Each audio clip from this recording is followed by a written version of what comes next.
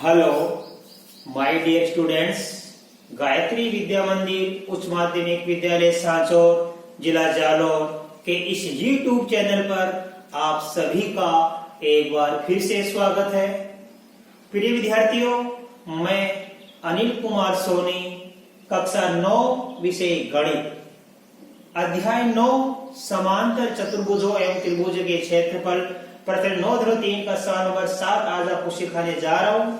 देखो बच्चों, बड़ा ही सरल सवाल है, बड़ी सरल भाषा में मैं आपको समझाऊंगा। देखिए, इसमें लिखा है बिंदु D व E क्रमशः है त्रिभुज ABC की भुजाओं AB व AC पर इस प्रकार स्थित है।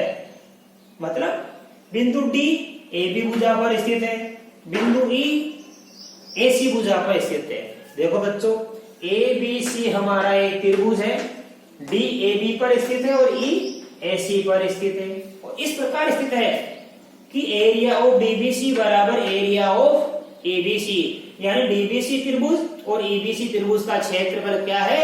समान है। DBC कहाँ है? ये रहा DBC, यहां से लेके ये त्रिभुज, और EBC कौन सा है? EBC यहां से लेके ये, तो यहां से लेके ये और यहां से लेके ये, इन दोनों त्रिभुजों का क्षेत्रफल बराबर है। दर्शाइए कि D समांतर BC होगी। हमें सिद्ध करना है बच्चों, D किसके समांतर होगी? BC की होगी। बड़ा ही सरल सवाल है बच्चों। तो देखिए ध्यान से, सबसे पहले लिखेंगे दिया है क्या हमारे पास सवाल बच्चों? देखो, D व E क्रमशः यहां से लेके अपन को यहां तक देना है, यहां से लेके यहां तक लिखना है। D व E क्रमशः त्रिभुज ABC की भुजाओं पर स्थित बिंदु है। और क्या दिया बच्चों? तथा एरिया ऑफ DBC बराबर एरिया ऑफ EBC। ये हमारे सवाल जो दे रखा है, यहां से लेके अपने यहां से लिख दिया। अब सिद्ध करना है। दर्शाइए का मतलब सिद्ध करना है। सिद्ध करना है आप ये लिखना D समांतर BC।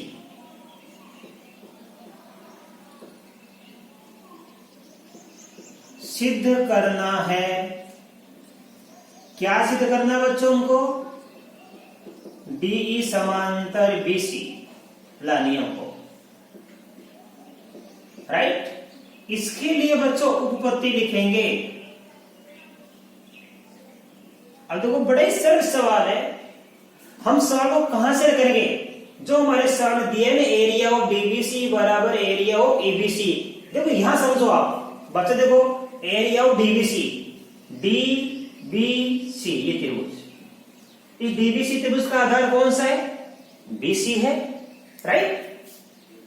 एरिया ऑफ EBC, अब देखो EBC त्रिभुज EBC, इस EBC का आधार भी कौन सा है? BC, और DBC का आधार भी कौन सा हमारे पास?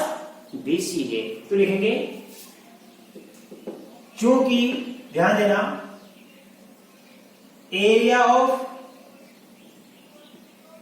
या ऐसे देखो, क्योंकि त्रिभुज DBC व त्रिभुज EBC एक ही आधार BC पर स्थित है, राइट। एक ही आधार BC पर स्थित है, तथा दोनों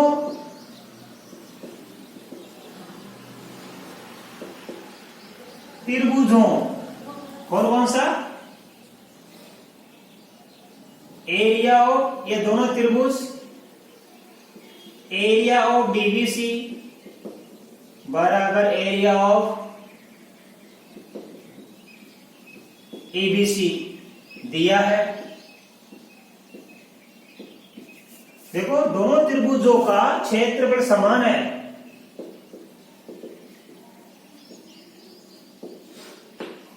तो इन दोनों त्रिभुजों का क्षेत्रफल समान दिया है और दोनों त्रिभुजों एक ही आधार BC पर स्थित है। तो देखो ऐसा कब संभव होता है, क्योंकि जब दो त्रिभुजों का क्षेत्रफल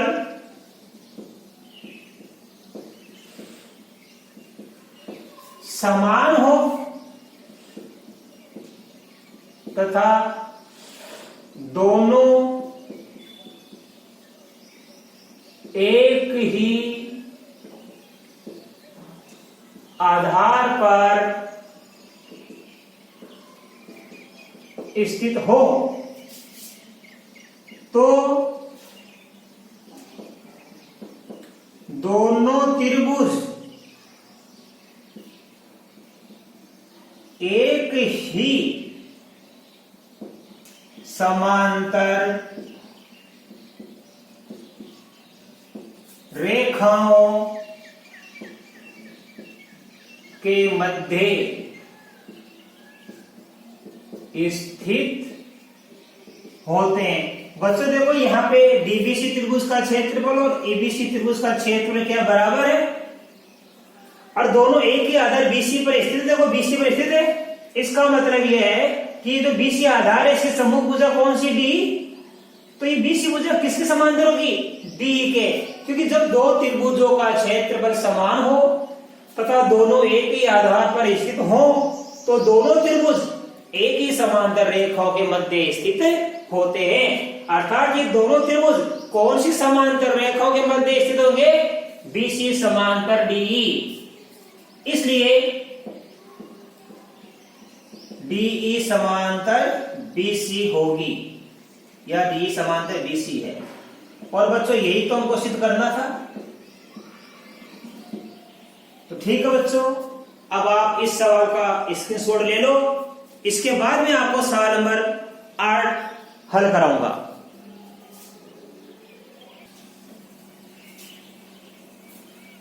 अब देखिए बच्चों क्वेश्चन नंबर 8, इसमें क्या लिखा है, दिया है क्या हमारे सवाल में, XY त्रिभुज ABC की भुजा BC के समांतर है, BE समांतर AC के है, CA समांतर AB है, रेखा XY से क्रमशः E व A पर मिलती है। ठीक है, और सिद्ध करना है एरिया ऑफ ABE बराबर एरिया ऑफ ACA।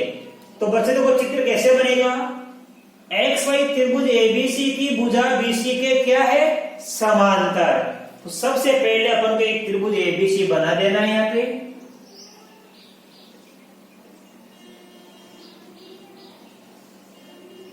ये लो बच्चों ABC हमने क्या बना दिया, एक त्रिभुज बना दिया। अब फिर ABC की भुजा BC कौन सी हमारे पास, यही तो है। इस BC के समांतर हम एक XY रेखा खींचेंगे, तो देखो बच्चों हम यहां से खींच देंगे,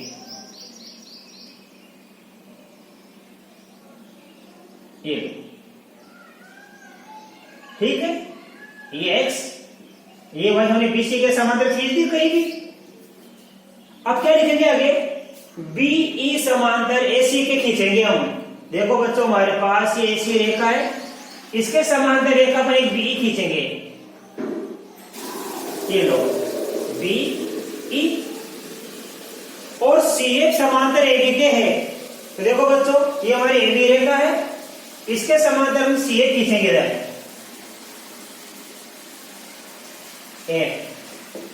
राइट। अब हमारे पास क्या ध्यान देना, ये BE समांतर में AC खींच दी, तो ये BE समांतर में इस AC की खींची, तो बच्चों यहाँ पे ये XY को कहां मिलती है, E पर, और CF समांतर में AB की खींच दी, जो कि XY को कहां मिलती है, A पर मिलती है, राइट। अब हमें सिद्ध करना है एरिया ऑफ ABE। तो देखो ABE कब बनेगा, जब हम इसको मिला देंगे,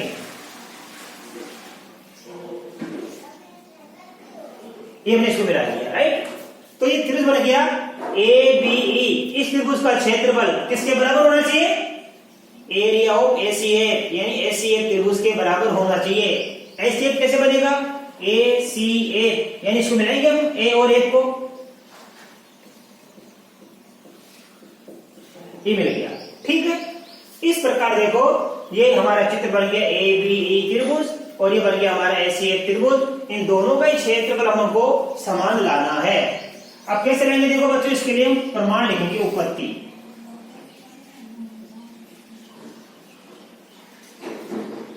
ध्यान से देखना बच्चों आप अच्छी तरह, हमारे सवाल क्या दे रखा है?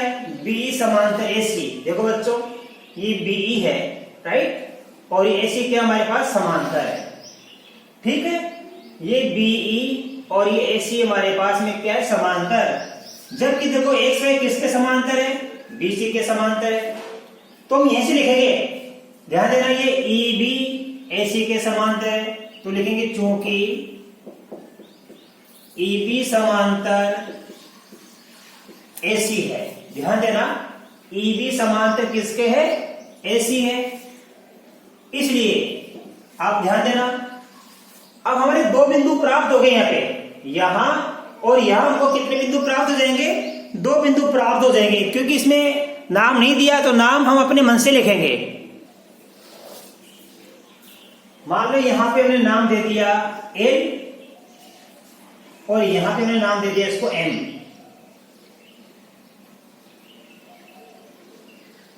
ठीक है, तो हमने क्या लिखा? चूंकि EB समांतर AC, देखो ये EB किसके समांतर? AC के, इसलिए EB किसके समांतर होगा? MC के। इसलिए EB समांतर किसके होगा? MC के। ये हमारी समीकरण नंबर क्या हो गई? 1। ठीक है, इसी प्रकार क्या दिया हमारे पास में कि ये XY किसके समांतर है? BC के। क्योंकि XY समांतर किसके है? BC के। ये XY किसके समांतर? BC के। दिया हुआ हमारे पास में कहां से आया? ये हमारे सवाल में दिया है और ये भी हमारे सवाल में दिया है, राइट। तो ये XY किसके समांतर? BC के। तो ये EM किसके समांतर देगा? BC के। इसलिए EM समांतर हो जाएगा BC के।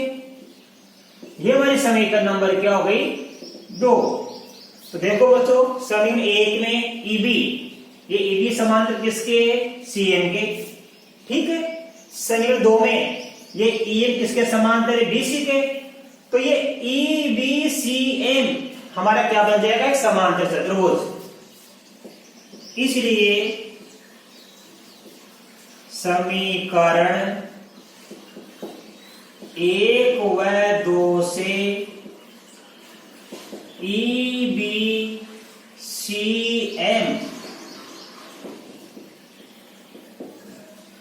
एक समांतर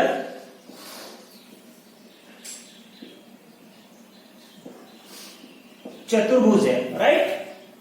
अब देखो बच्चों, इसी प्रकार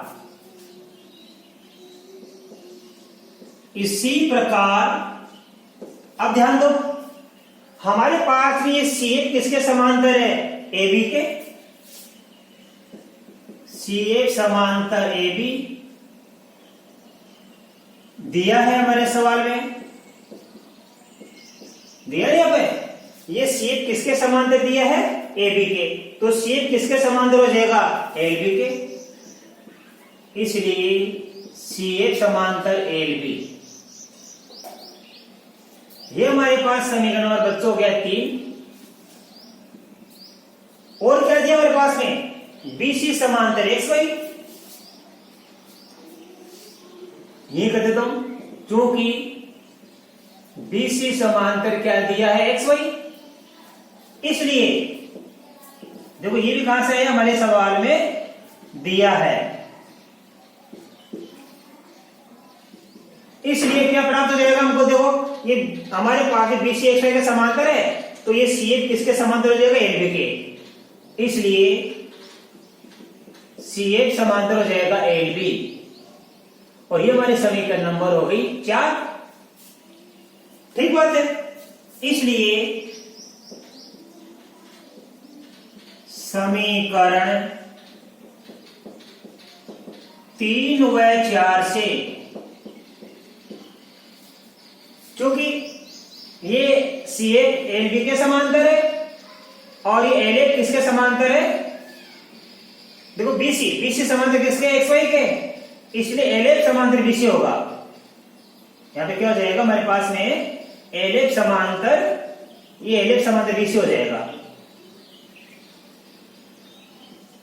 ध्यान देना, LF समांतर क्या हो जाएगा, BC हो जाएगा। तो देखो यहां पे समीकरण 3 में ये CF किसके समांतर है, LB के, ये और 4 में क्या ये BC समांतर है, LF है, तो ये BCFL या LBCF समीकरण 3 व 4 से देखो यहां से लेके LBCF क्या हो जाएगा, समांतर चतुर्भुज, क्योंकि ये समांतर इसके और BC समांतर LF के। तो समीकरण 3 व 4 से LBCF एक समांतर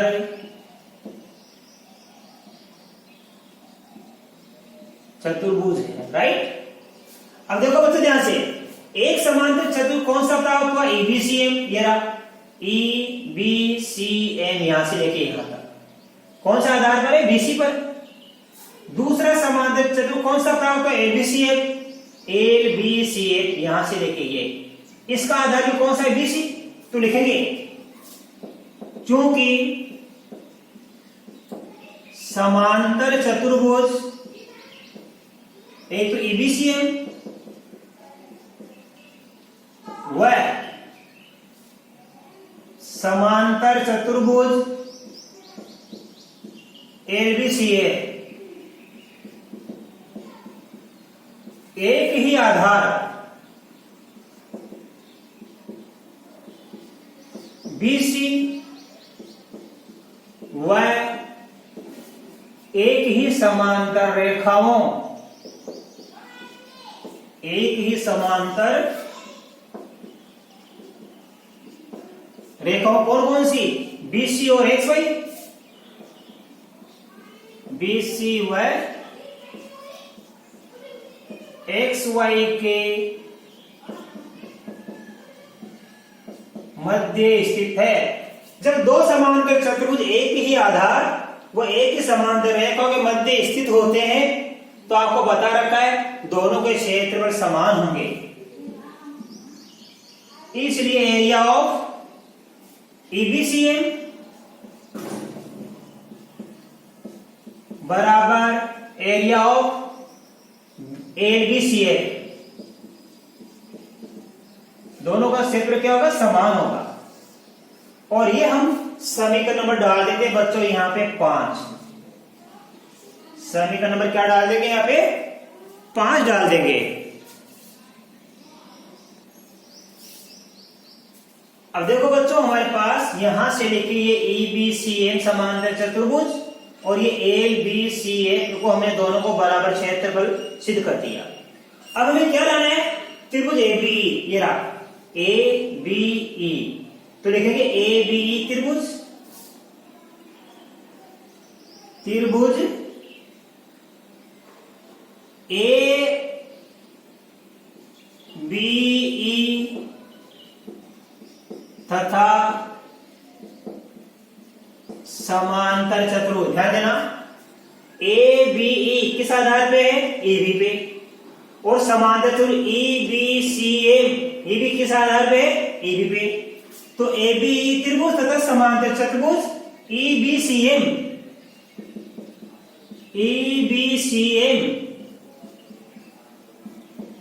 एक ही आधार कौन से, EB पर। देखो ABE का त्रिभुज का आधार AB और EBCM ये जो हमारा समांतर चतुर्भुज इसका आधार कौन सा, AB, एक ही आधार AB व एक ही समांतर रेखाओं कौन कौन सी, EB और AC, EB वह एसी के मध्य स्थित है। मध्य स्थित है।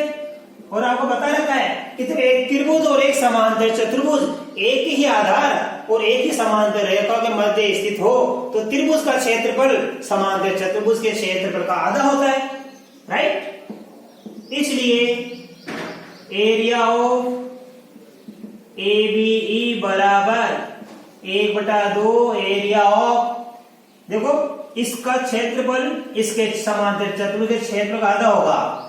1/2 एरिया ऑफ EBCM, और ये हमने समीकरण नंबर डाल दी यहाँ पे 6, ठीक है।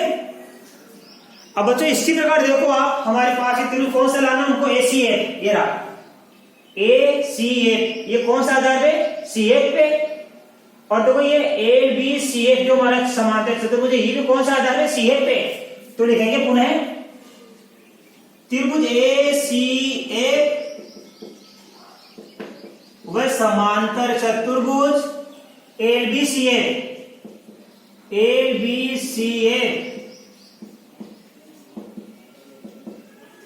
एक ही आधार किस पर, CF, वह एक ही समांतर रेखाओं, कौन कौन सी, CF व AB,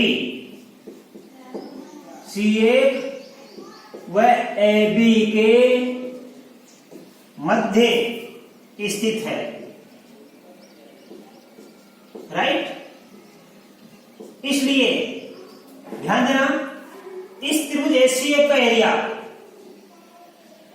ऑफ ACF बराबर हो जाएगा इसका आधा, 1/2 एरिया ऑफ ABCF, और ये हमने समीकरण नंबर डाल दिए यहाँ पे 7। आप इसका स्क्रीनशॉट लो, बाकी सवाल मैं आपको आगे बता रहा हूं।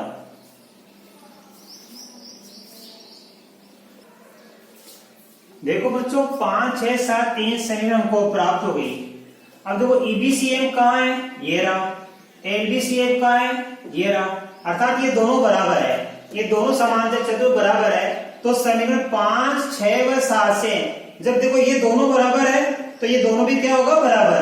तो 5, 6 व 7 से ABE और ACF दोनों का क्षेत्रफल क्या होगा, समान होगा। और यही बच्चों हमको यहाँ पे क्या करना था, हल करना था, आए समझ में।